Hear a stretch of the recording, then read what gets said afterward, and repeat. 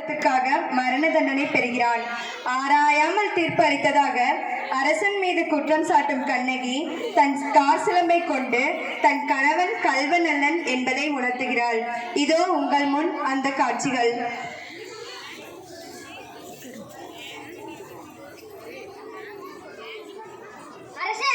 நம் அரண்மனை வாயில் முன் அழுந்த கண்களோடும் தலைவிரி கோலத்துடனும் ஒரு பெண் வந்து நிற்கிறாள்.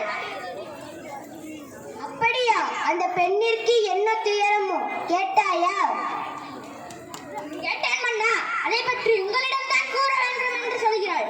அவள் உங்களிடம் நீதி கேட்டு வந்திருப்பதாக கூறுகிறாள். நீதி கேட்டு வந்திருக்கிறாளா? சரி, அந்த பெண்ணை உள்ளே அனுப்பு.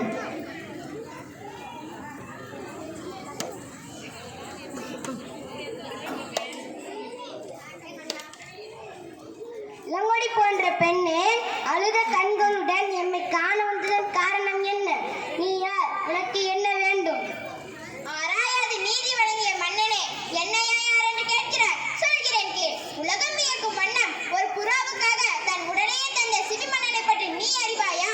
பால் போற்றும் பசுவை மக்கள் தெய்வமென வணங்க அதன் கன்றை தேர்காலில் கொன்ற தன் மகனையும் அதே தேர்காலிட்டு கொன்றானே மனுநீதி சோழன், அவனை பற்றியும் நீ அறிவாயா? பெண்ணே, நான் கேட்ட வினாவுக்கு இன்னும் நீ விடை கூறவில்லை. அதை விட்டு விட்டு நீ வேறு எதையோ கூறிக்கொண்டிருக்கிறாய். எப்பின் அருமை தெரியாத மன்னனே, என் நிலை அறியாமல் தான் இப்படி பேசிக் கொண்டிருக்கிறாய். நான் இதுவரை கூறிய பெருமை மிக்க சோழ மன்னர்கள் வாழ்ந்த புகார் நகரமே எனது ஊர். அவ்வூரில் பழியில்லா சிறப்பினையுடைய புகழ்மிக்க மாசாத்துவன் மகனாகிய கோவலன் என்பானின் மனைவி நான். ஓ, இப்போது புரிகிறது. அந்த கோவலனின் மனைவியா நீ?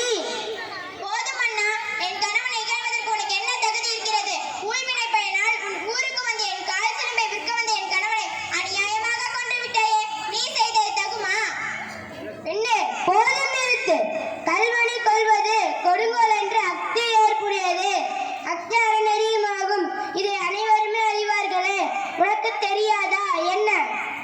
அறநெறி தவறிய மன்னனே, தவறிழைத்தவர்களை தண்டித்தல் தகுதியுடையது மன்னனுக்குரியது என்பதை நானும் அறிவேன். ஆனால் நீ கூறுவது போல என் கணவன் கல்வனல்லன். அவனிடம் இருந்த சிலம்பும் அரசிக்குரிய சிலம்பன்று. இதோ இதன் இணை சிலம்பு என்னிடம் உள்ளது. என் கால் சிலம்பின் பரல் மாணிக்க கற்களால் ஆனது. பெண்ணே, நீ சொல்வது உண்மைதானா? உண்மையின் அரசுக்குரிய சிலம்பு பரல் முத்துக்களாலானது. ஆண்டோன் நிறைந்த இந்த அவைதனிலே அனைவருக்கும் நிறுத்துகிறேன். யார் இங்கே? கோவலனிடமிருந்து பெற்ற அச்சிலம்பை இங்கு கொண்டு வா.